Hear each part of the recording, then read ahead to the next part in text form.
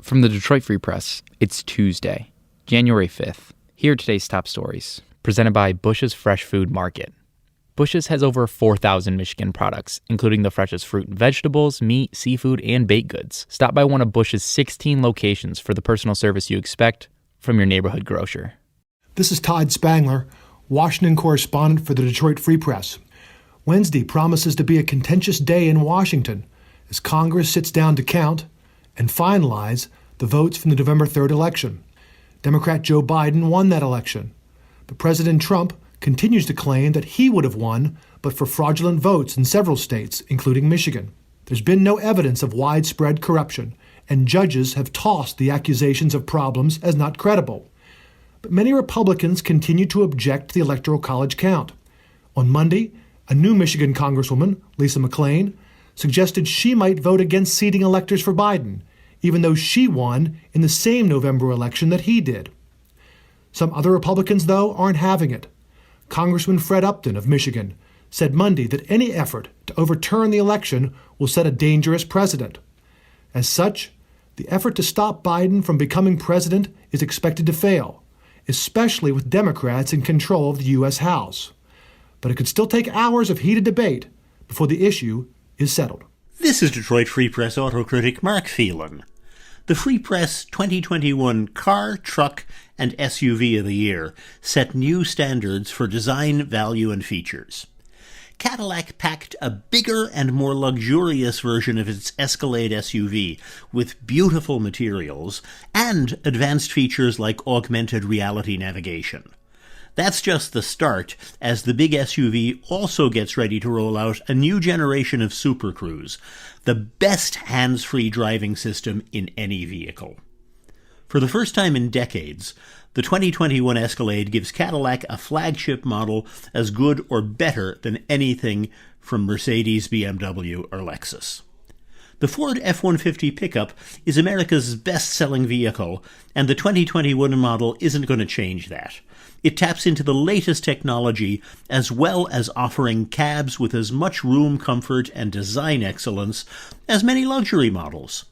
The new F-150 hybrid has a generator and batteries that can power a worksite or your home, while also delivering best-in-class fuel economy.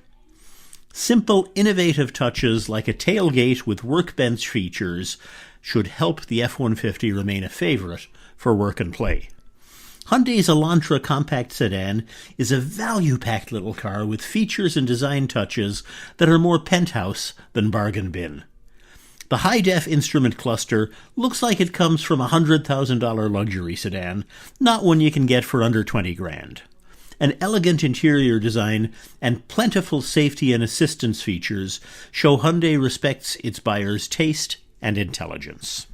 I'm Susan Tompor, and I'm a columnist with the Detroit Free Press. Millions of taxpayers are seeing stimulus payments easily pop into their bank accounts as of January 4th. But others will end up waiting for checks or plastic debit cards to come in the mail. If you're waiting, or perhaps upset about the amount of money that you've received, the IRS says, don't call us. Instead, they'd prefer that you go online to irs.gov and do your research through the Get My Payment tool. Taxpayers will be able to square things up with the tax filing season when it begins sometime later in January.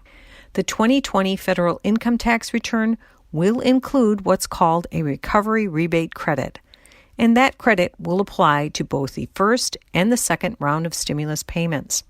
The IRS notes, if you have not received your full payment by the time you file your 2020 return, you may claim the recovery rebate credit on your tax return.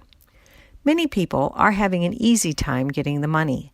Some glitches, though, may take place if you closed a bank account that had been used in the past to receive a direct deposit from the IRS. I'm Kirkland Crawford with the Free Press Sports Department, and a look at what's ahead for the Lions.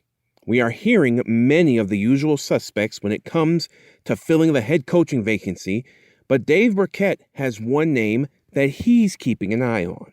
The name that sort of intrigues me, Carlos, and I'm probably alone on this. I mentioned him in my coaching stock watch a week or two ago, is Dan Campbell from the New Orleans Saints. When you're talking about Vrabel, he's the guy to me that sort of is that Mike Vrabel, former player, leader, in the locker room. Got to have good coordinators around him, but he's from that Bill Parcells tree. And so you sort of, if it was a him, Jeff Ireland pairing, you could sort of see how that could work, because the Lions want somebody with previous experience.